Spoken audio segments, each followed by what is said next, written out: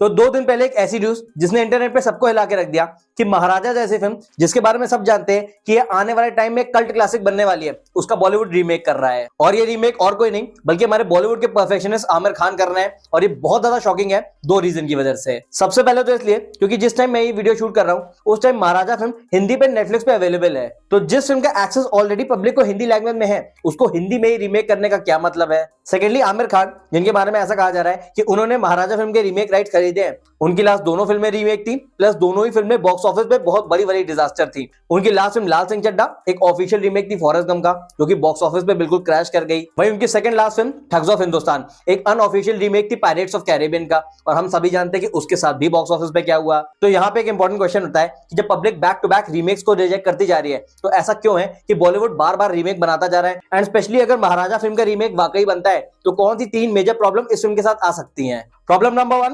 Predictability. हम सब जानते हैं कि महाराजा फिल्म को ऑडियंस ने इतना ज्यादा पसंद इसलिए किया क्योंकि वो फिल्म अपने हर एस्पेक्ट में बहुत ज्यादा अनप्रेडिक्टेबल थी। आप फिल्म की स्टोरी देख लीजिए, उसका स्क्रीन प्ले देख लीजिए, उसका सेकंड हाफ देख लीजिए, एंड मोस्ट इंपॉर्टेंटली उस फिल्म का क्लाइमैक्स देख लीजिए। सारी की सारी चीजें इतनी ज्यादा अनप्रेडिक्टेबल थी कि ऑडियंस को समझ ही नहीं आ रहा था कि एग्जैक्टली फिल्म में क्या हो रहा है। एंड दैट द रीजन कि मैंने इस फिल्म के रिव्यू में कहा था कि इस फिल्म के स्क्रीन प्ले को एज अ टेक्स्ट बुक रखना चाहिए कि फिल्म में स्क्रीन प्ले लिखा कैसे जाता है। और सच बताऊं तो यही ट्विस्ट एंड टर्न्स का मजा था कि हमें as a cinema lover Maharaja film देख के बहुत ही फुलफिल वाली फीलिंग आई। बट वहीं अगर इस फिल्म का रीमेक बनता है तो फर्स्ट फ्रेम से लेकर लास्ट फ्रेम तक क्या होना है आपको ऑलरेडी पता होगा। तो जो अनसर्टेनिटी या फिर अनप्रेडिक्टेबिलिटी वाला फैक्टर है वो फिल्म से ऑलमोस्ट गायब हो जाएगा। और ये प्रॉब्लम सिर्फ ट्विस्ट के साथ नहीं बल्कि इमोशंस के साथ भी आने वाली है। अगर क्लाइमैक्स का ट्विस्ट जो है वो ऑडियंस को पहले से ही पता होगा तो फिल्म का फाइनल मोमेंट हमें उतना ज्यादा हिट नहीं करेगा जितना हमें ओरिजिनल महाराजा फिल्म में करता है, और ये उस फिल्म के लिए बहुत ही बड़ा ड्रॉबैक होगा। Problem number 2, comparison. अब ये बात तो बहुत ज्यादा ऑब्वियस है कि जब किसी भी फिल्म का रीमेक बनता है तो उसको हमेशा ओरिजिनल से कंपेयर किया जाता है, और इस चीज में तो इतिहास गवाह रहा है कि जब भी किसी भी चीज को ओरिजिनल चीज से कंपेयर किया जाता है तो वो हमको हमेशा फीकी लगती है।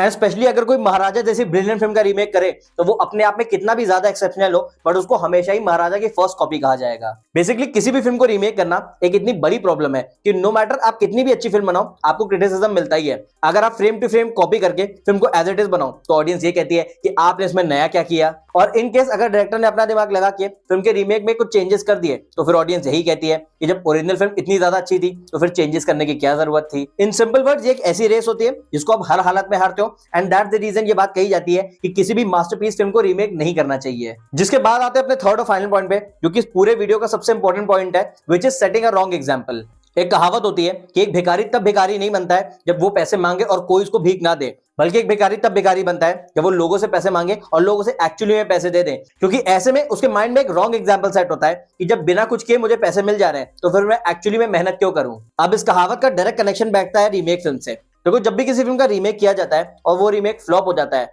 तो उस तरीके से मेकर्स को यही सबक मिलता है कि आगे से वो रीमेक नहीं बनाएंगे।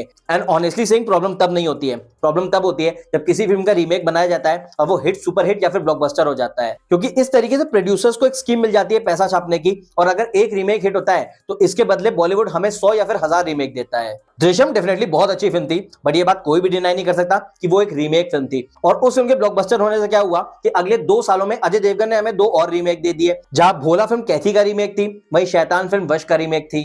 अब इस सिनेरियो को आप एक सिंपल लाइन से समझ सकते हो कि अगर एक बंदा चीटिंग करके पास हो रहा है तो क्या वो एक्चुअल में कभी मेहनत करेगा। अब इसका सिंपल और ऑनेस्ट आंसर है नहीं, और शायद यही रीजन है कि जब साउथ इंडियन डायरेक्टर्स लाइक एटली और संदीप रेड्डी वांगा शाहरुख खान के साथ जवान और रणबीर कपूर के साथ एनिमल बनाते हैं तो वो उनके करियर की सबसे बड़ी ब्लॉकबस्टर होती है। लेकिन वहीं जब बॉलीवुड का कोई डायरेक्टर जैसे कि ओम राउत साउथ के सुपरस्टार प्रभास के साथ फिल्म बनाते हैं तो एक आदिपुरुष जैसी फिल्म बनती है जो कि उस एक्टर के करियर की नहीं बल्कि इंडियन सिनेमा हिस्ट्री की सबसे बड़ी डिजास्टर कहलाती है। और ऑनेस्टली सेइंग ये तो सिर्फ शुरुआत है, लेकिन अगर बॉलीवुड और रीमेक्स का सिलसिला ऐसे ही चलता रहा तो आने वाले टाइम में बॉलीवुड का कंटेंट, स्टोरी टेलिंग और रेप्यूटेशन तीनों की तीनों बिल्कुल गायब हो जाएंगी।